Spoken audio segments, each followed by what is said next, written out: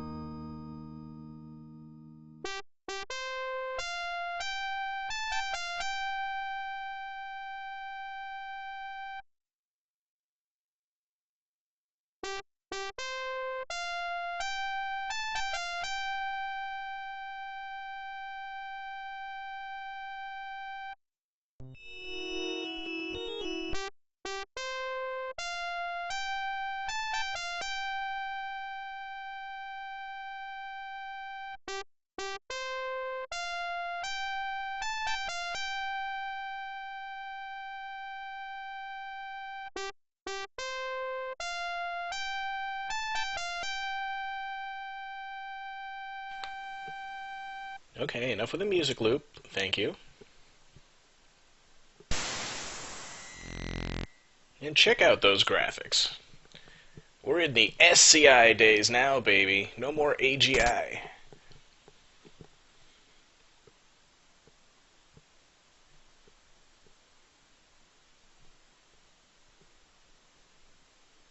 See the little hand over there on the right? That's my cursor. The hand just means that I can't type anything. And now that it's an arrow, I can. But it also serves another purpose. If I click somewhere, Roger will walk there. The integration of mouse support was a big thing for adventure games. Of course, I'm trying to right-click on the pod to see if I can look at it, but I can't. I have to type look pod.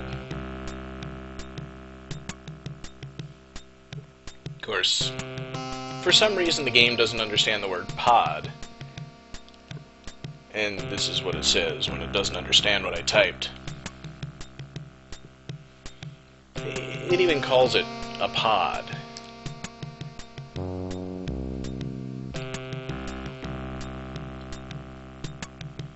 Yeah, in the early part of the game I'm probably going to be looking at a lot of things and letting you read what it says, because it's got some pretty good descriptions.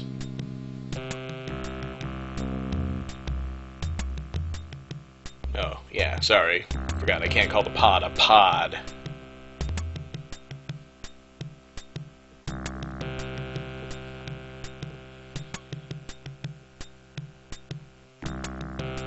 Okay, so our escape pod is permanently useless. Oh well. One thing I did want to do is see if it's got a better description of my character in this game. But it doesn't seem to. At the very least, I couldn't figure out what I needed to type. So let's see what I'm carrying at least. Hit the tab key to bring up my inventory. And the only thing that is left after Space Quest 2 is the glowing gem. Which, oddly enough, isn't actually glowing, as we'll see shortly.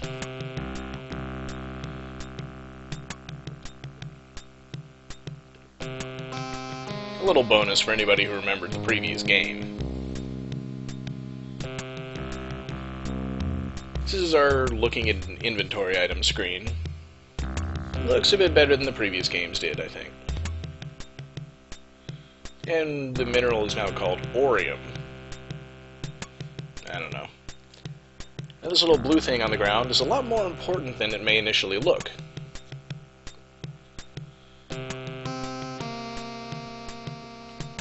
I just love the idea that Roger is still a janitor, recognizes a warp motivator when he sees one.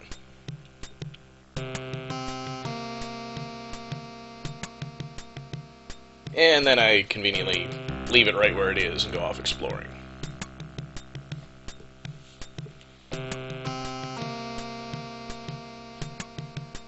One thing you may notice about the game is ambient music. Another thing that just didn't really happen until this point in adventure games.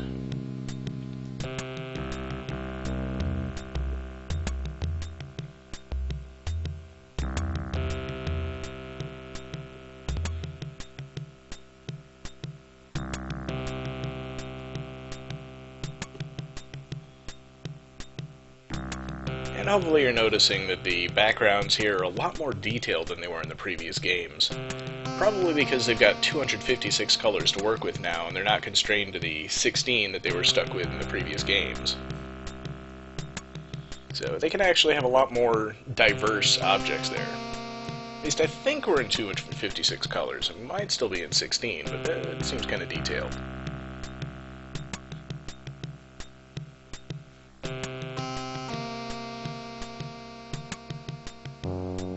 So here I am walking through a corridor made out of a broken tanker.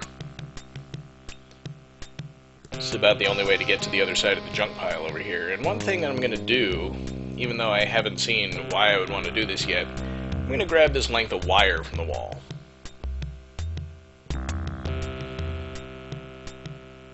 Obviously, eventually I'm going to get to a point where I need wire. And though I could come back here and get it then, something interesting happens if you get it earlier. And besides, wire is almost as useful as a rope. Now, this looks like an interesting place.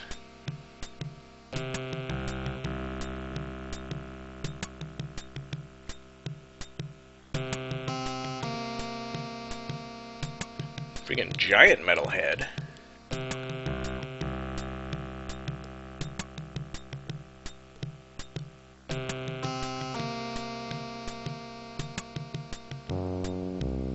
It is a pretty big gap in that broken eye.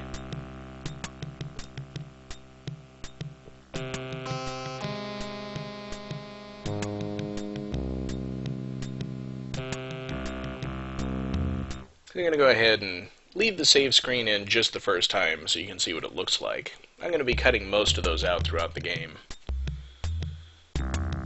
And I don't like the way he moves diagonally in this game. It's just kind of weird. You always feel like you're going to fall off.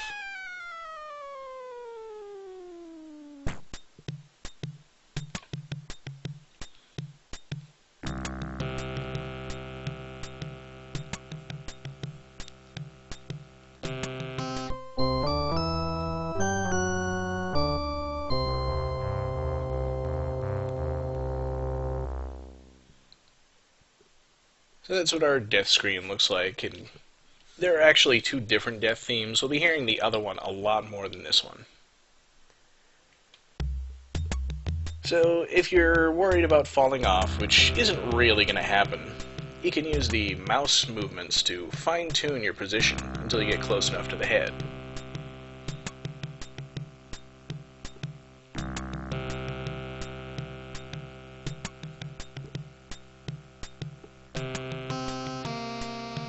man, he's climbing pretty slowly.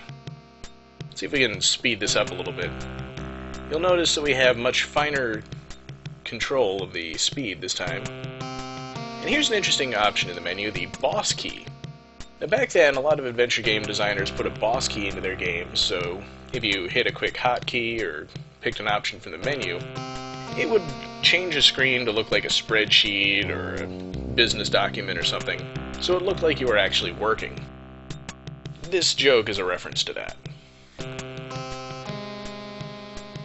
Granted, I only ever played one other game with a boss key in it, and I used to love hitting it as a kid, even though I didn't know what the purpose of it was, because I just loved looking at that weird spreadsheet.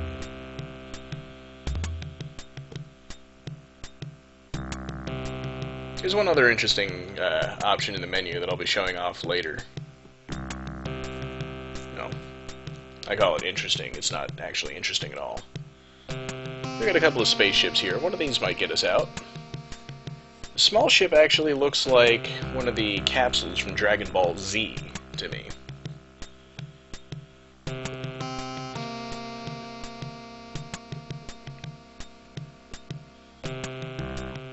That message for a good time, don't call Hal, looked kind of suspicious to me, so... Of course, we all know what I'm going to do next. Absolutely nothing. It's the big ship here that's more interesting.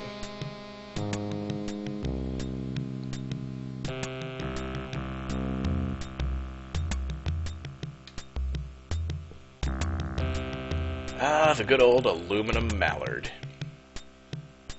A mostly intact spaceship, which obviously is going to be our ticket out of here.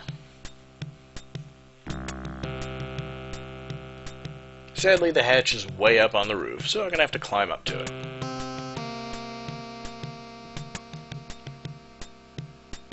And good luck finding a good location to climb up.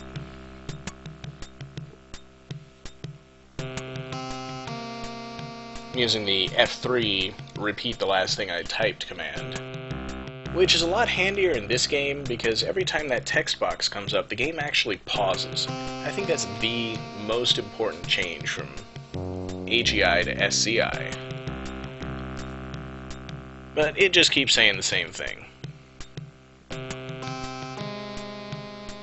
Now, of course, for some reason, I had to hail back to Altered Destiny at this point, where if you just type climb in a location where there's something to climb, regardless of what it is, you would climb it.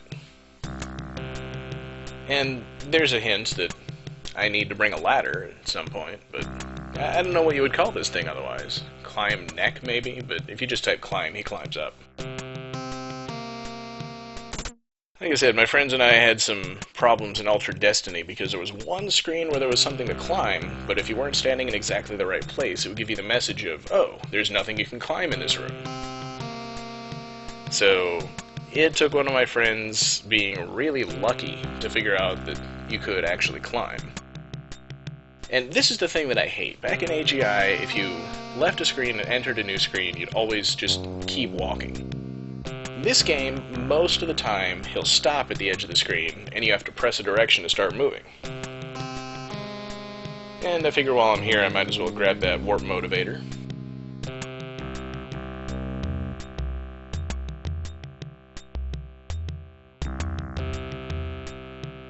This is why I didn't grab it before, because you can't, but it's worth showing you why you can't. So let's move on. The only other place I can go is down this way. And yet more destroyed ships. I think that's a TIE fighter in the foreground.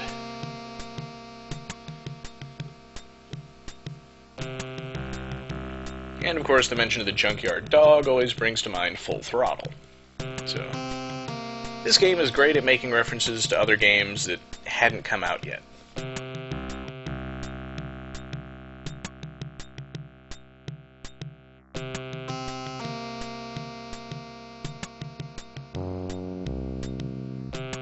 There's one interesting thing you can do on this screen, but it actually took me several tries to figure out what it was.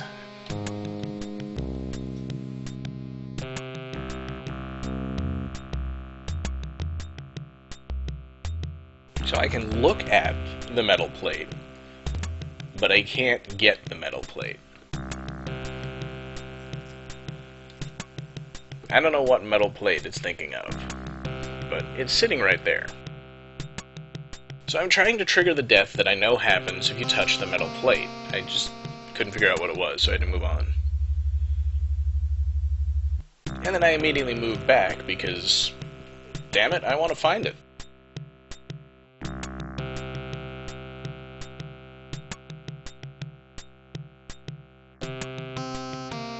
I'm gonna get it. Just give me a sign. There we go. Get metal. And they put in a completely unique animation for something that nobody in their right mind is ever going to do unless you know this is going to happen.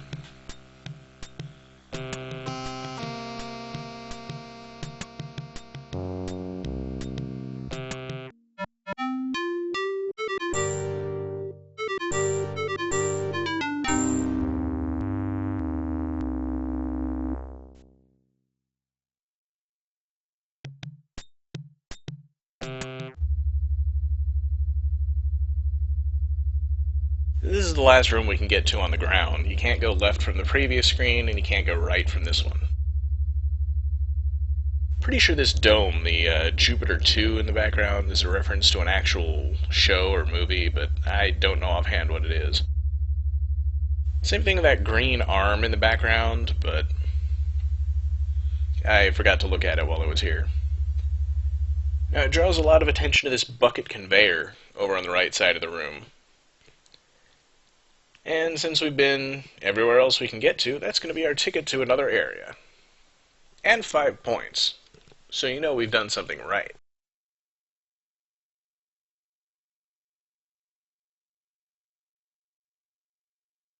Okay, that's not always true. Occasionally you get points for doing something you shouldn't have, but... like this. And I'm so grateful for the pause feature here. Alright, I can't even look around, so I've got to get away from those gears over there. Fortunately, I can walk just as fast as the conveyor belt moves, and never have to worry about falling in.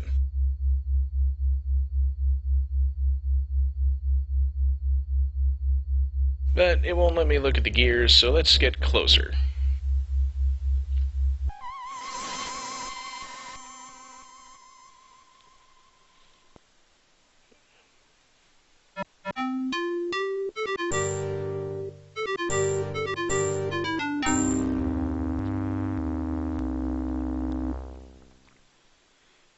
I think I just picked the one word that doesn't actually refer to those gears, so let's take the Bill and Ted approach and get out of here.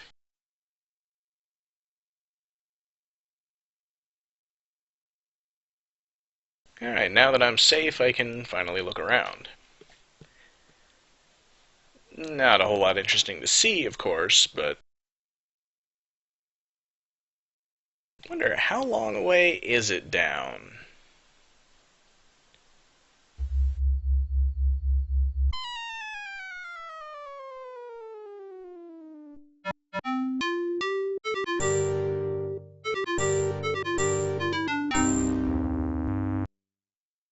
Yeah, we've already seen that death message before. Fortunately, the rail is perfectly horizontal and completely straight, so it's easy enough to simply walk along by pressing left or right. It just goes on for quite a while.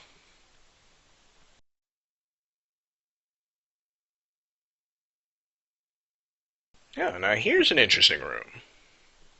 Interesting by way of actually having something in it.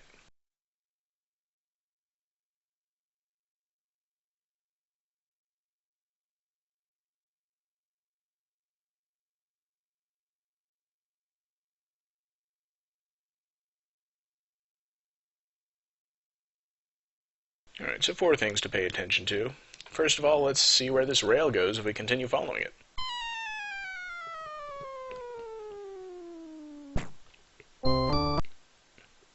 Well, there was the alternate game over theme that I accidentally skipped past.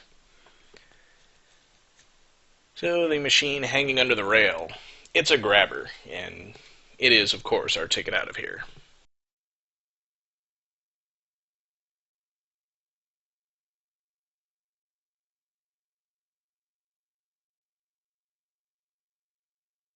So we got a control stick, and we got a claw button. Of course, whenever you find a new button, you've always got to push it.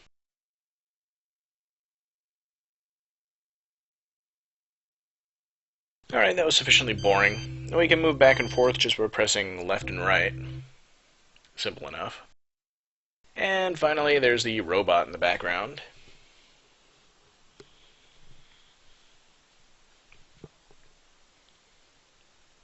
Seems harmless. I think it's based on Johnny Five from the Short Circuit movies. Namely, Johnny Five before he got struck by lightning.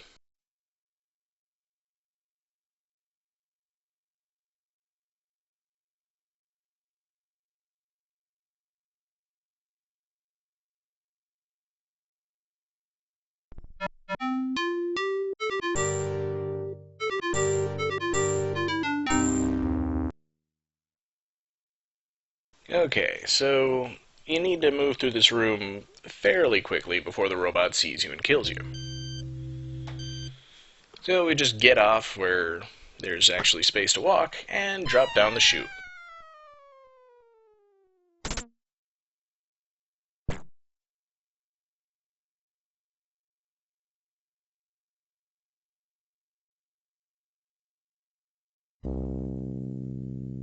That doesn't look good.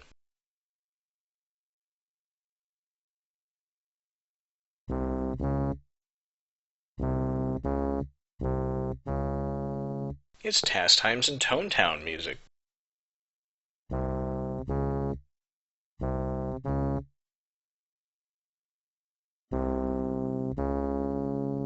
Yeah, there's nothing in the debris, but I was kind of hoping to find something, some interesting message or whatever.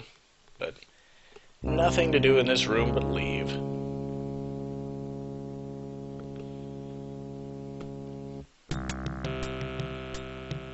And we come out in a very familiar area. So, what was the purpose of all that? Well, we can take the ladder with us.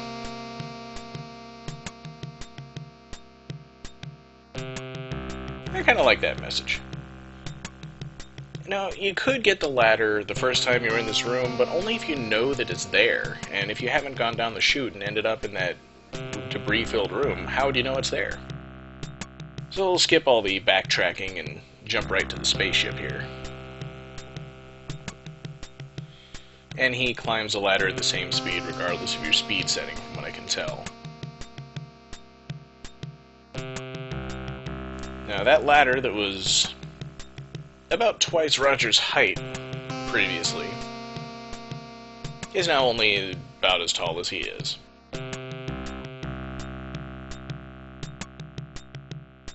And when they say be careful, they mean it.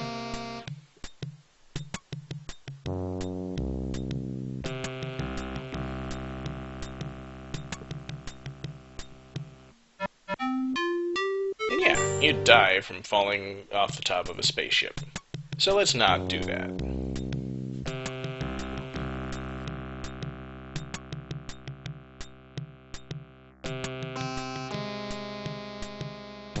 Finally, my own ship! And first things first, gotta take a look around.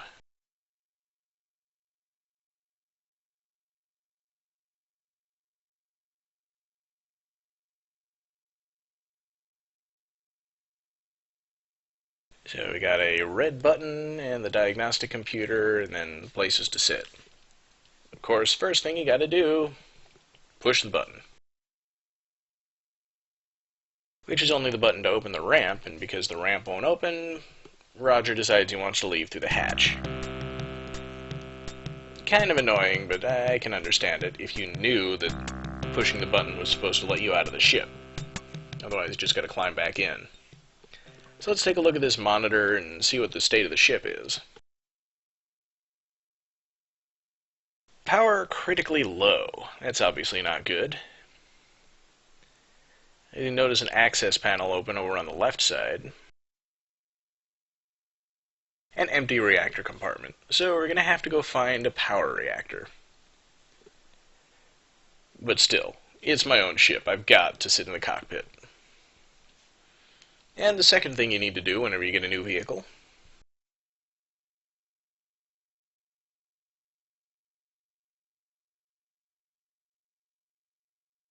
And watch my score as I add these 7 Buckazoids to my inventory. There's some points a lot of people miss. So I've got money, not that I have any place to use it. And in our next exciting episode, I'm going to get this ship in the air. Promise. So, see you guys then.